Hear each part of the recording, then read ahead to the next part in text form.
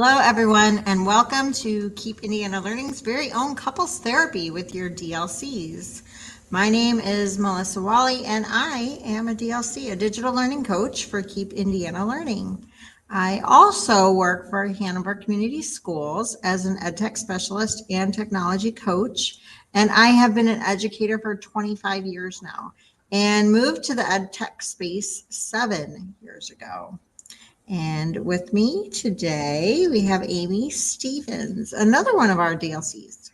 Yay! Hello, everyone. Thank you so much for joining us. Again, my name is Amy Stevens.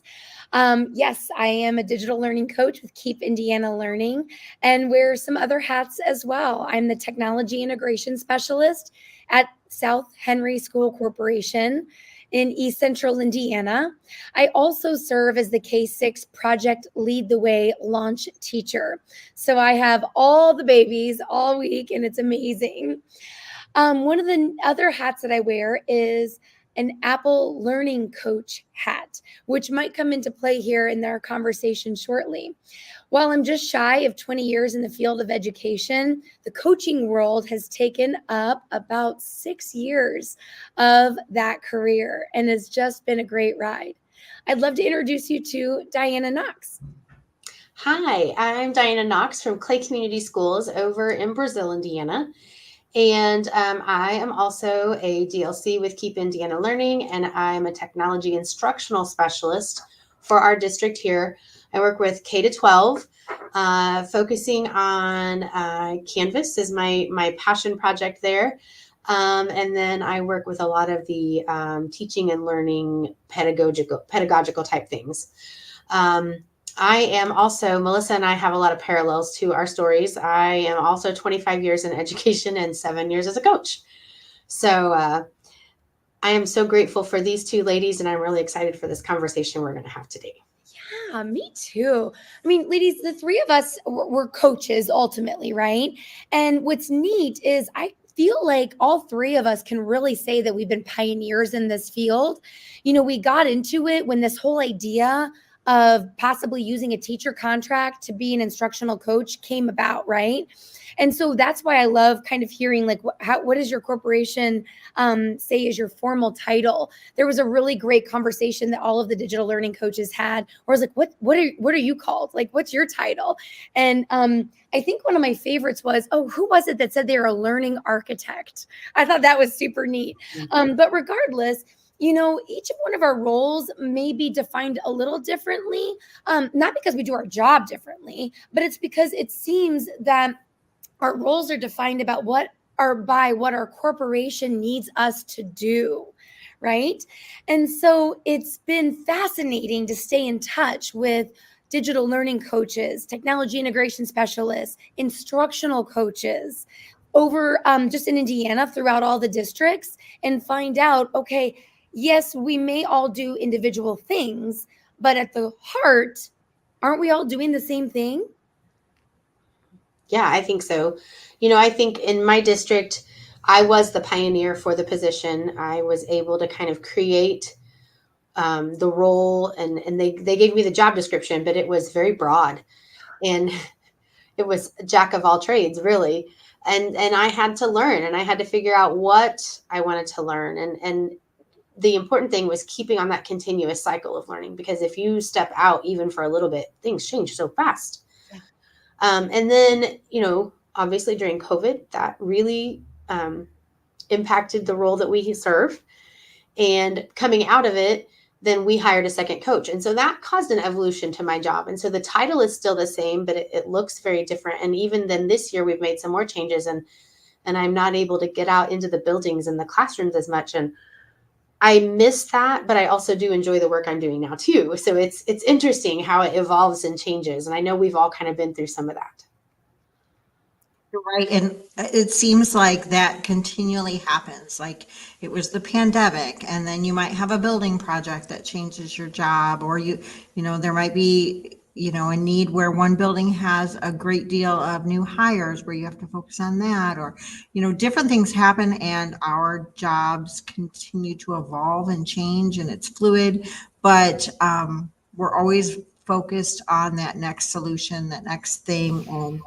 And the way that it looks is different, but it's kind of the nature of the beast, and it's kind of something that drives us, even though it certainly isn't easy. And don't you think at the heart of it, it's always the people? Absolutely. We might be the technology coach, but the technology is nothing without the people. Right. And you could take the technology out of it, and we'd still be able to, fill up our days with plenty of solutions for people. Mm-hmm. Oh my goodness, yeah. Yeah. So one of the things that we do have in common, and not just we, like the three of us, but we, like the people that do our jobs across the state, is leading conversations. And maybe it's one-on-one with a teacher, an admin, or a little bit of a group with a grade level or department, or it could be a little bit of a bigger scenario, a whole staff or a whole building. And in our case, sometimes it's a larger platform with this, a state level on our Keep Indiana Learning platform. So today's session is geared toward being more well-informed on different types of conversations and how to have those crucial conversations, because not all conversations are just smooth and easy and light. Sometimes they are a little bit heavier or more important. And I like that we're really taking this topic head on, because it is a difficult position to be in, no matter who you are or what role you play. Nobody likes to have a hard conversation. And something I didn't expect when I first went into coaching was the parallelism between a teacher and a class identity. So being a classroom teacher and being a coach of teachers and that identity. And I'll admit that I was a little bit naive about working with adults at the beginning. But there's such a similarity when there comes that need for relationships. It's not just the teacher coach relationship, but also the relationships amongst the teachers within the PLC. So us as a coach, we have to have a relationship with our group of teachers, but those teachers themselves have to have that relationship in order for things to be effective and smooth and run well. And with that, we have to be able to adjust to meet the needs of our group and groups. And that's so important.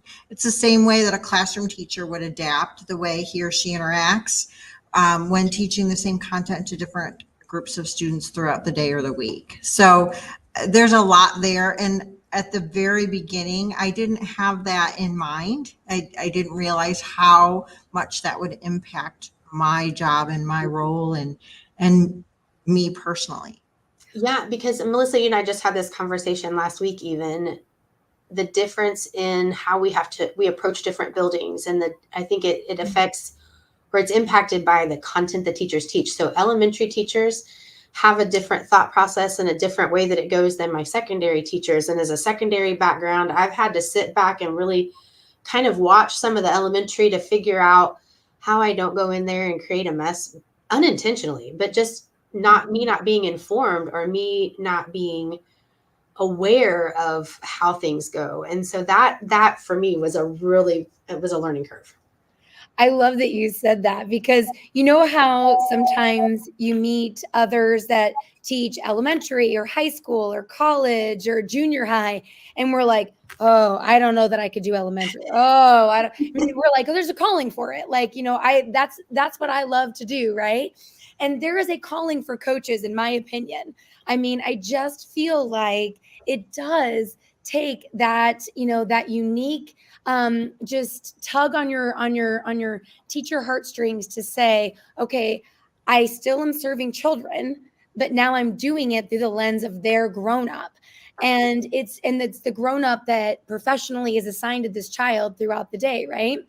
And it's this unique, amazing role to uphold, and to also be okay with saying, like, okay, I don't know that I'm perfect at this, but I know that I love to have conversations. And yet I was one, and I don't know if the two of you were, where I wasn't, again, super aware or prepared to have crucial conversations until I got into some buildings, like you were saying, Dianna, that it was like, okay, oh my gosh, like they just want to know, like, spot on. Like they just cut the gray, like, let's do black or white. Like, hey, and then another building was just like, okay, no, I need a little bit of fluff here. And then another building was, like, no, we don't know.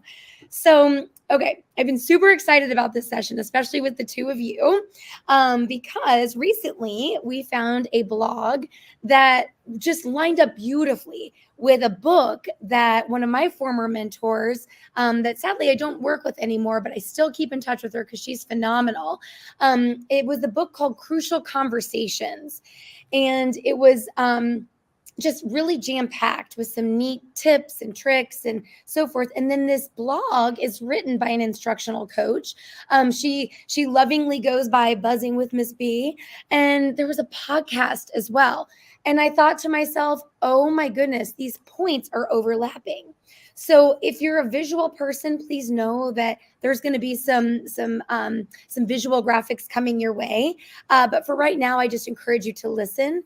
In the blog, the top points that were discussed were build relationships, talk about the buy-in versus the believe in. What's your recipe for conversation when you're talking to teachers or teacher? How are you as a reflection agent, right? And then there were different scenarios given that allowed you to sort of find conversation that funneled in those scenarios. But most importantly, have hope. Then when you think about the book is talking about, let the facts lead a conversation, create a safe environment, look within, so reflection, find mutual purpose. Curiosity is key. Watch your words. And then what you're saying versus what they hear. My way or the highway. So kind of like a fight or flight when it comes to a conversation. Being a good listener. And then that self-assess, like that feedback for reflection as you move forward. So with all of that said, let's think for a moment about a recent conversation that we may or may not have had with a staff member. And it might have been a large group, small group, one-on-one. But did any of these thoughts or phrases either verbally get released, or could you read it through body language? Might be something like, this is not going to work. Or I have been teaching for X amount of years, and why do I need to learn that? And, oh, they're too little for that. No. This is too hard for them. Or how am I supposed to fit that in? And this is one more thing. Or we do not have time for that. I'm listening for opportunities within all of those little bullet points that I just read off. And they're opportunities that are really in a coaching world, openings to support. Right.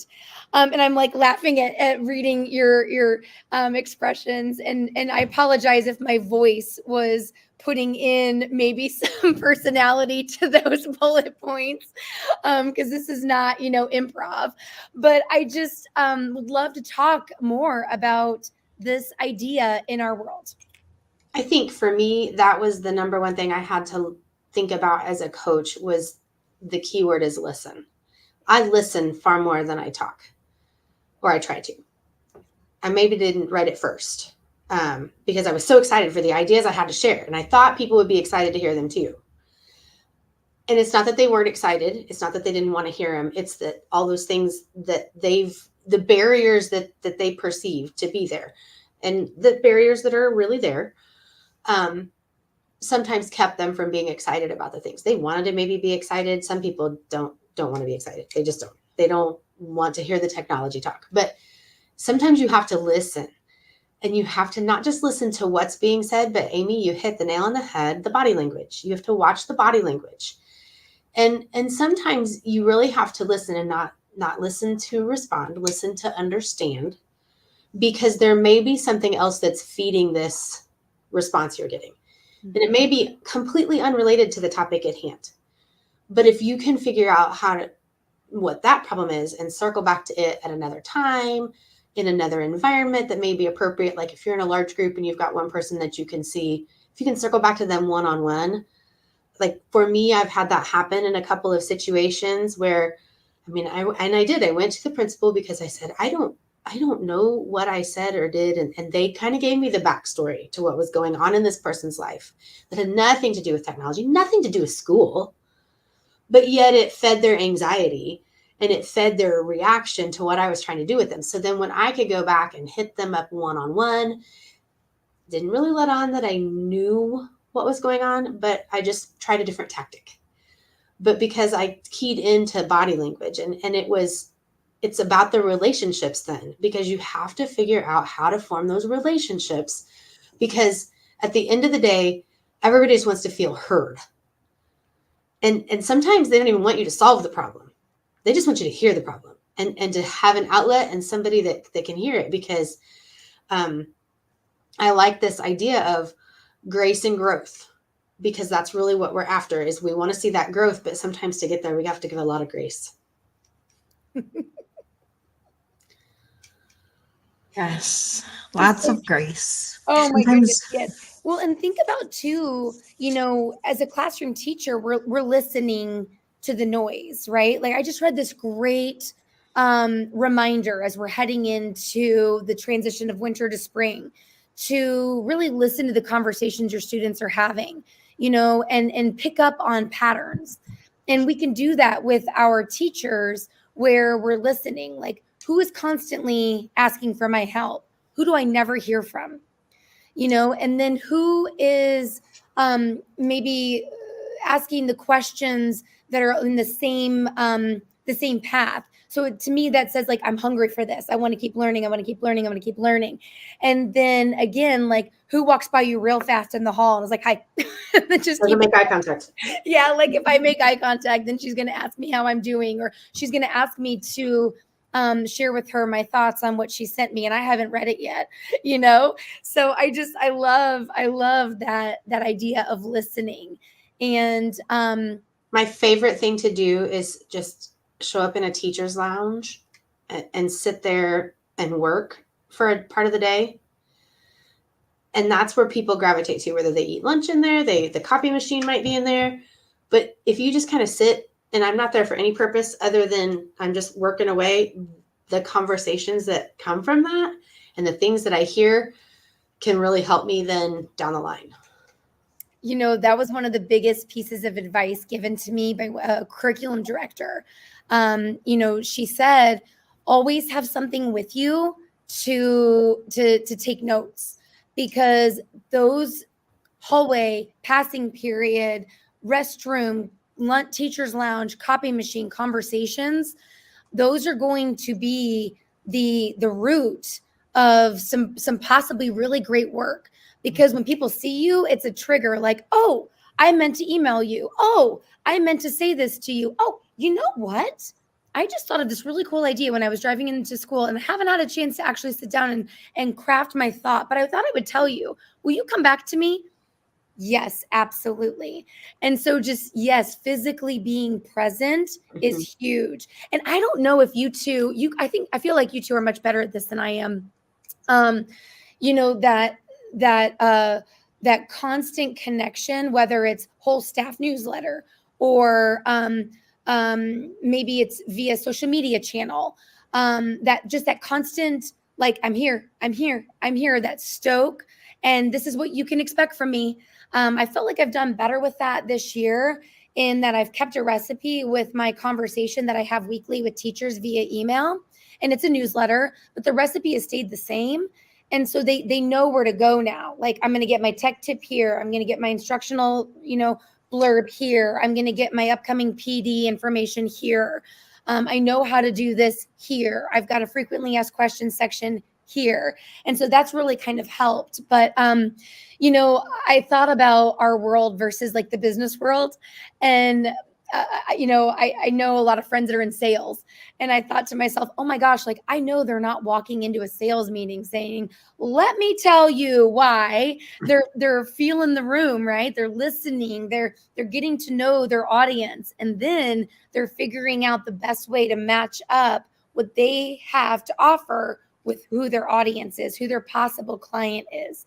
I think though sometimes what happens in our world, and this is a good point to maybe sit back and reflect on, is it's not always the teachers coming to us.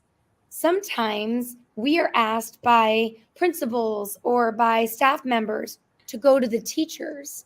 And that's a whole nother set of conversations that may be more along the line of what we're talking about today, that crucial part, right? Mm-hmm. And so I thought we could talk a little bit about that. Yeah. So, there's different ways that you can say this phrase, and I've heard this said a lot of different ways over my many years. But I like this concise way of saying, basically, take your time, is slow to know, which really means like get to know something before you act upon it. And sometimes that's really hard for me because if I know something, I want to take it on. I want to, let's get started. I always say that, like, let's go. But in this case, go slow to know when what is affecting someone. Why are they reacting in a certain way? So it goes back to what you were saying. Like if something is affecting somebody, we've all been there, like something's happening to you personally or your family life, or you don't feel good, and that's going to affect you at work. And so your body language may be off. The way you react to people may be off. And then they can take that personally, or they could think like, oh, the message that is being sent is not being taken the right way, but maybe it's just something that has nothing to do with work. And I've definitely learned not to take things personally over the years. My skin has grown thicker and thicker and thicker, but I do still have to remind myself that it's not about me from time to time. Sometimes it's easier said than done, though.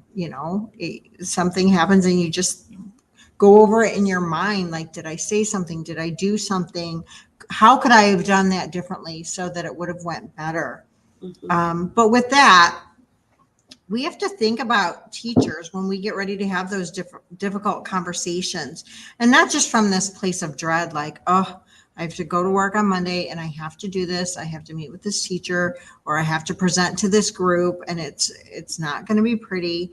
And sometimes we do have to be the messenger of the news they don't want to hear. Like, we're not going to be able to provide this tech resource because funding's been cut, or we do have to do this and you're not going to like it, or whatever the case may be. It certainly isn't my favorite part of my job, but it's reality. And so what do we do in that situation? So I think like observing first is the first thing. Like, I kind of always like to go slow, like observing first. What is it that they want out of the situation? It could be that they want nothing to do with whatever the situation is that they're being inserted into. We've all been there too, but we have to take our teacher's perspective and then couple that with the reality of what we're faced with as a coach, because we have expectations placed upon us as well. Mm-hmm. And we have to follow through with that. That's literally our job. And so here's what I try to do in those situations. Number one, I just say what needs to be said. I have found that like dancing around a topic makes it vague and confusing for everyone. And it's best to just be clear. Like, let's be upfront with people. And number two, listen to concerns and try to validate, but don't make promises you can't keep, because I have to internally remind myself of this at all times. I'm not going to say like, oh, I'll do this for you, or I'll help you with this, because that has come back to bite me way too many times. Like I think Dianna had said, maybe offer to help somebody at another time. If someone's really struggling, say like, can I meet with you at another time? And this is where the relationships come into play, because sometimes people want help and will accept. Sometimes they just want to be heard. But regardless, following up and offering to help is always a good idea. And sometimes you have to follow up more than once because they're busy. And language matters. Model the partnership. Let's look at that and use we instead of I. Like, this isn't an I thing. This is a we thing. We're a team. We work together. We're in this together. And I think saying those words does matter.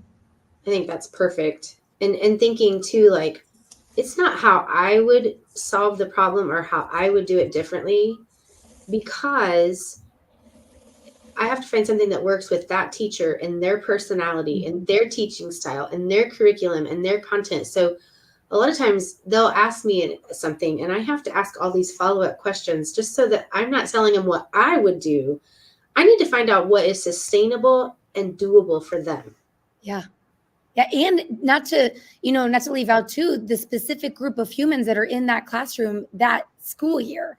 Cause that's, that can change too. Mm-hmm. I love that. It's like, getting to the root of it, because, sometimes we are talking and it's like, let's work on this. I heard that you've been working on how can we continue the work that you've been doing. Mm-hmm. So I love that. And I think that, I keep hearing the word listen, right?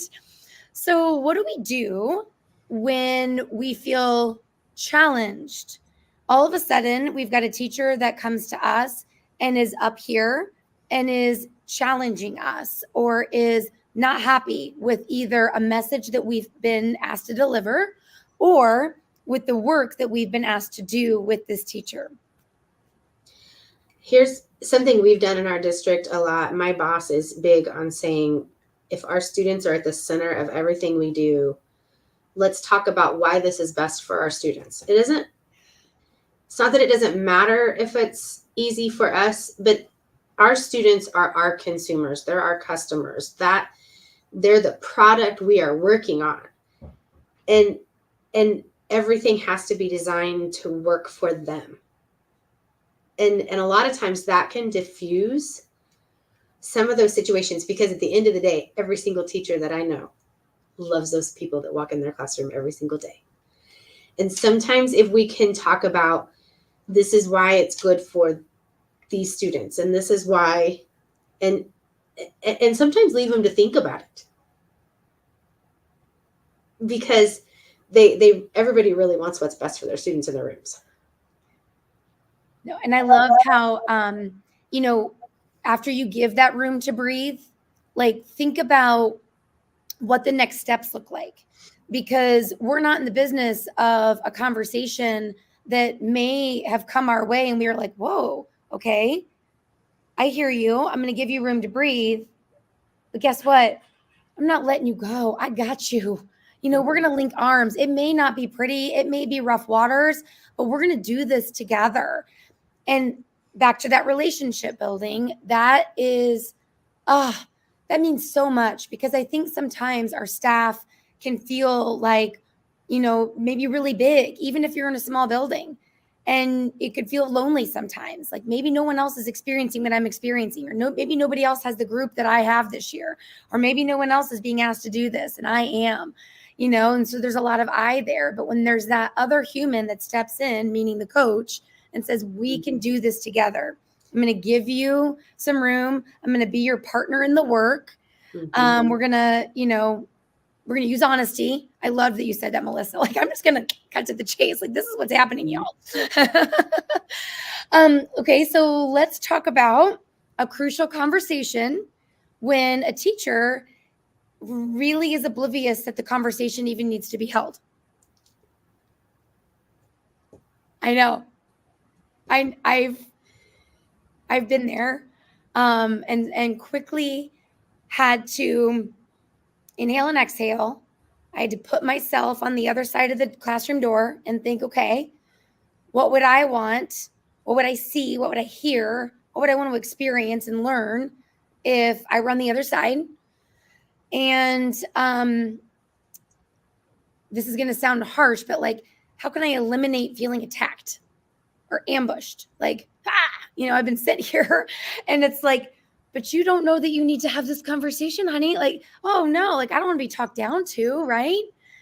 And so what are some things that we've noticed from either the podcast or from the blog or from the book that could be a strategy to help in that situation when you're being asked to talk to a teacher and they really have no clue why you're having the conversation. And maybe even throughout the conversation, still remain a little bit in the dark. And you're like, oh, okay. How do we do that? I love that sandwich idea of like, here's something good. Here's something we need to work on. Plant that seed, let it take root, and then, oh, here's something good. And that idea of sandwiching that critique or that information, often, a spoonful of sugar helps the medicine go down.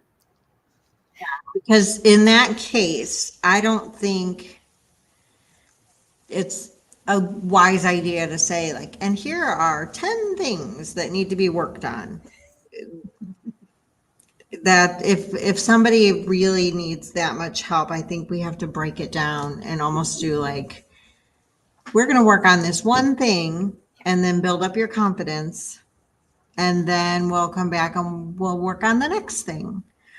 Because I would think that there needs to be some trust there before we can get moving on some progress. But like one little thing, feel some success and feel some growth and then move on.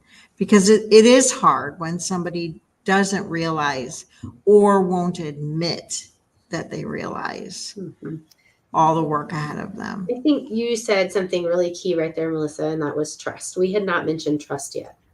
And the relationships, that level of trust helps build those relationships. Yeah. They need to know that you're a safe space. Sometimes I joke and I say that 75% of my job is a counselor. And 25% of my job is actually doing things, because in this environment that we're in, and I don't care what role you're in education, whether you are a classroom teacher, you are a coach, you are an administrator, you're a curriculum director, your plate is overflowing. In fact, you got a sink full of dirty dishes in front of you that you got to tackle, because there's just so much. And so it's so easy for, in our case, us to work with teachers. It's important that, blended learning be done in an efficient manner. But it's that one more thing, Amy, that you mentioned at the beginning. And how, if I can approach it and figure out a way to go, hey, let's try this. And I'm not going to give you something else to do. By doing this, take these 3 things off of your plate, because we're going to, if you can figure out how to package that with technology, and sometimes it does have a little bit of extra work in the front end as you front load, but then down the line, if you can kind of demonstrate that to them, I have found that to be a good way to get into, because everybody likes the idea of more efficiency. Well, I love this, because when I was thinking about the crucial conversation with the teacher, that it started, it came to me to think, well, we're talking about teachers, but what about these crucial conversations with our admin, right? Because sometimes this is I call it, this is my word, bizarre part of our role. We're not really a teacher and we're not really administration. We're like this tightrope walkers is what we are. What's that? We're a tightrope walker. Yes. And so teachers trust us because they know they can. We're not, we're not an evaluator typically. We're not going back to the principal and being like, well, let me tell you what I saw in so-and-so's classroom. It's not that at all. And we've got to build that, because that is so not what I know the 3 of us do. And but yet there does have to be a crucial conversation with our admin and say, listen, have you walked the halls? Like, let me walk them with you, because what I'm seeing and what I'm hearing are these things. And I want to make sure that you know what you know, and that you're not caught off guard by this, so that when you send me in to go have these conversations, that they're not caught off guard, right? So walking that fine line, and I bet in just the 5 to 7 years that we've been doing this, that line has either gotten, that tightrope has either gotten really high, or it's maybe like lowered a little bit, or maybe it's changed or morphed. I mean, let's talk about that a little bit, because I think that's something that has been a big concern of anyone that wants to step into this role. I don't know how to typically do that role. I don't know how to not be an admin, but not be a teacher. That's probably the trickiest part, because we all work in different size districts too. So, thinking of that, I was just thinking, actually, I just had a conversation in a principal's office today, where we were talking about, I work in 11 different buildings in our district. And each of those 11 buildings has its own distinct personality. It has its own, because the leader kind of defines sometimes that culture in that building. Mm-hmm. So you have to know how to work with the administrator or administrators in a bigger building, and then getting into the teachers and at the secondary level.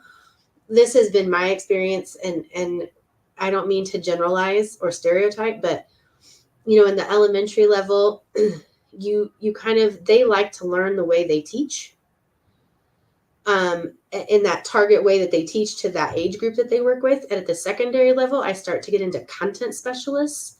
And so sometimes the pedagogy and the teaching is not necessarily, content is king.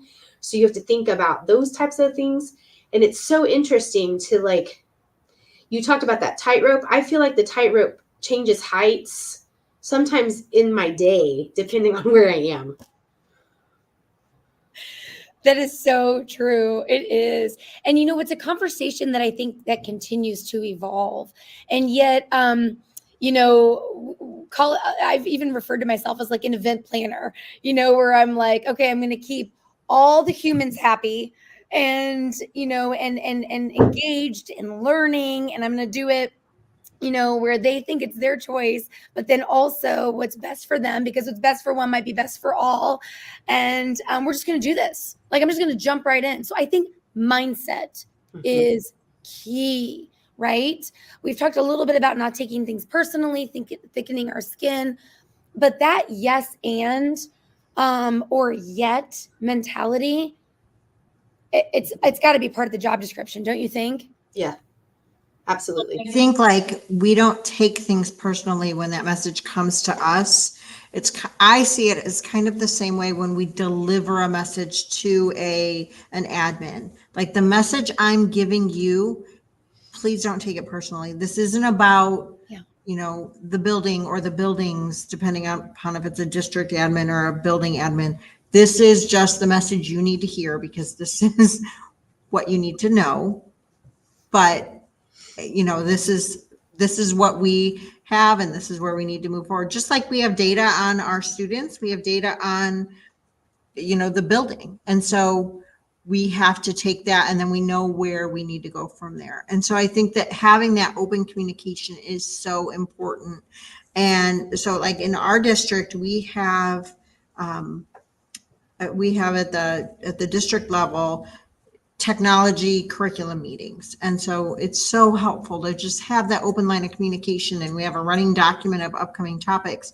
And sometimes I put things on that list thinking I want to talk about that. And then when we actually come to the meeting, I'm like, did I really put that on the list? And now here we are, I got to talk about it. And, but it really does help to have those open conversations, those crucial conversations, and get all the cards out on the table so that we can do what's best for the district. So, and you have to, in this position, going back to that thick skin, I giggle because sometimes people will bobble their heads.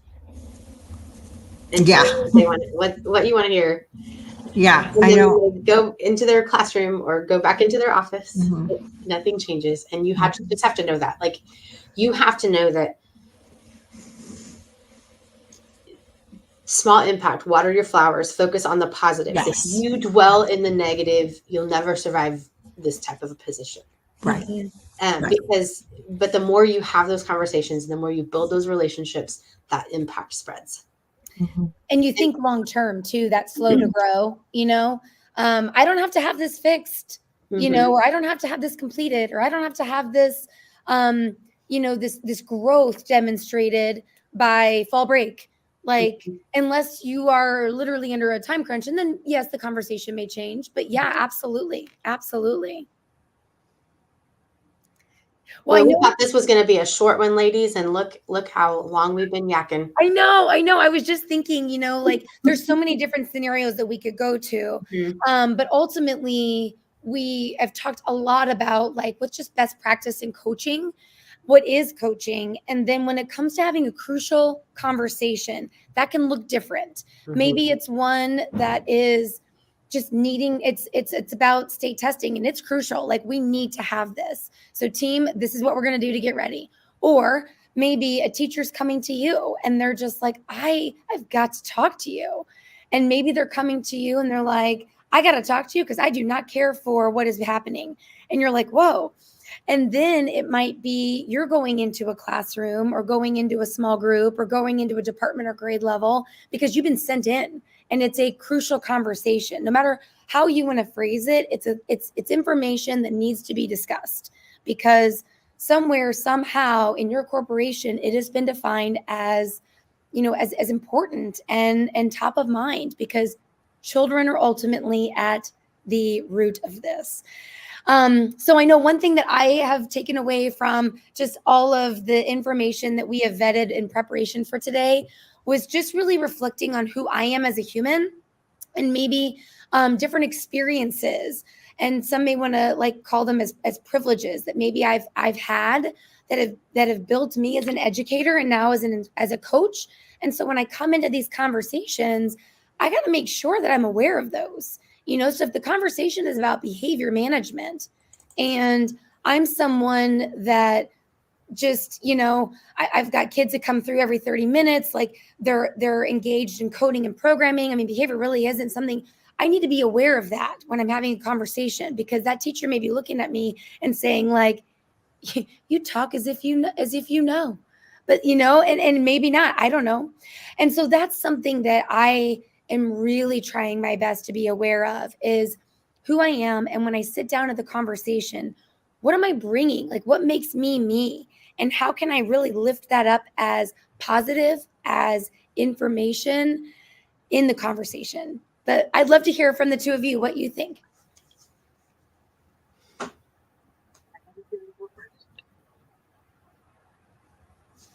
You want me to go? You were saying nose goes? Not it. Okay. I love it. Well, I think sometimes people just feel the need to be heard. And I think allowing that and pausing and not just feeling the need to be the one with the answers is important. We aren't the one with the answers all the time, and we don't have to be. I'm a coach. I'm not, the giver of knowledge. And so I'm here to coach people along to help them. And I think that that's important. So allowing people that, giving them that gift of like, let me listen to you, let me find out what's going on with you before we take the next step. I always say like, there's no emergency in technology. There's no emergency in coaching. Everything will work out. It'll be okay. So I think I'm seeing a meme, Melissa, come out of this. Right. In all things coaching, this is not an emergency. It's not an emergency like the Jurassic Park with the dinosaurs.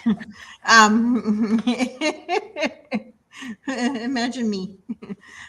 Yeah, it's not an emergency. But I think that that's important. Like, let's just take our time and it'll be. I agree. And I think the trust piece of it, I am not afraid to tell somebody I have no idea. Right. Help you figure it out. We will figure it out together. And because if you try to buffalo, just like you try to buffalo students and they are onto you, adults are really onto you. So it is always better, like going back to what Melissa said, just be honest, whether it's your knowledge or be honest about the hard topic you need to talk about. That's gone a long way, I think, sometimes in helping the approachability that people feel, because that's the other thing. You need to be, as a coach, you need to be approachable. And that is formed through relationships and trust because teachers talk, y'all.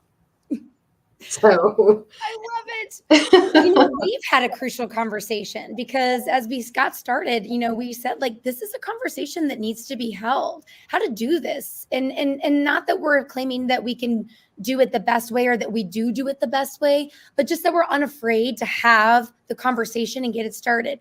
So why don't we do this? We found a great list of questions that you can use to end a coaching session. So what if we went around and just took turns reading some of these questions for our listeners to reflect on as we bring our session to a close? I love it. I'll get started. One of the questions is, and I've actually kind of like already talked about this, but what reflections do you have around what we've discussed that we discussed or explored today? So just reflect, right? That's always a good way to end a conversation with a teacher or a staff member or an admin when you're done in a coaching session. Another one would be, what have you learned about your current situation? That could go a lot of ways, but. And this is one I like, and I try to do this a lot. What have you learned about yourself during today's session? Yes. What might you do as a result of that learning? What might you do? It's not holding them to like, what will you do and by when? And what might your next steps be? So breaking it down even further.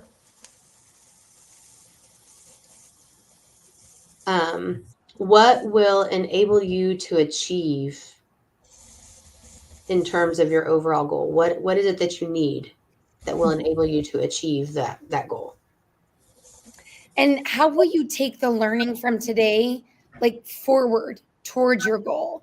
So I love that baby step approach. And how confident do you feel taking that next step? And what else might help you to take that next step? Oh, you guys, I love this. Well, we as coaches invite all of our listeners, specifically our coaches, to have the self-conversation, do the reflection, listen up, and just, know that you're doing great work. And you may not always be told that, and you may not always see that result, from August to May. But just like with our children, like they grow and they go and they advance. So do our teachers. It just might look a little different, right? And so think to yourself, before listening to this, I used to. Now that I've been introduced to this idea of what a crucial conversation is and what it could look like, what might I do next?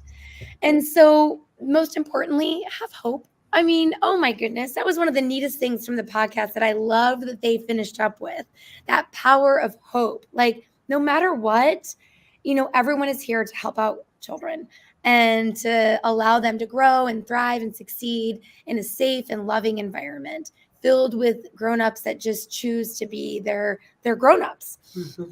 So we're just super excited to share this time with y'all. And, these couples therapy sessions are going to keep going. And so we just encourage you to visit some of our previous therapy sessions, as well as stay tuned for upcoming ones. I believe we may have one that touched a little bit on a topic that we talked about today, just walking that line between teacher and admin, just leadership challenges. Because above all else, like we do uphold ourselves as leaders in our building, in our corporation, in our district. And so be on the lookout for these sessions, and just know that the great time that we're having here at Keep Indiana Learning is celebrated with you and because of you. And if you like this video, please be sure to like and subscribe and continue to follow the awesome work that not only we're doing, but all of Keep Indiana Learning is doing. And just thank you to the two of you for joining me on that, that virtual couch as we just talk and explore what this could look like, not only for ourselves, but in our buildings. And I look forward to continuing this conversation further. See you next time. Yay. Have a great afternoon.